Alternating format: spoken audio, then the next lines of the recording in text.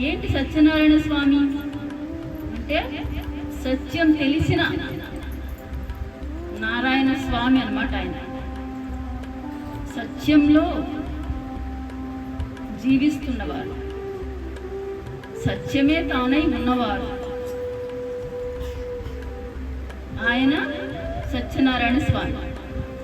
మరి మనమేమో ఆయన పూజలు చేస్తున్నాం, వ్రతాలు చేస్తున్నాం, ఉపవాసాలు చేస్తున్నాం. ఆయన ఏదన్నా మనకి వరం ఇస్తారేమో, కరుణిస్తారేమో అని మనం ఎదురు చూస్తూ ఉన్నాం. కానీ ఆయన మనకేమీ వరాలు ఇవ్వలేరు, మనల్ని ఏమీ కరుణించరు. ఎన్ని పూజలు చేసినా, ఎన్ని ఉపవాసాలు చేసినా,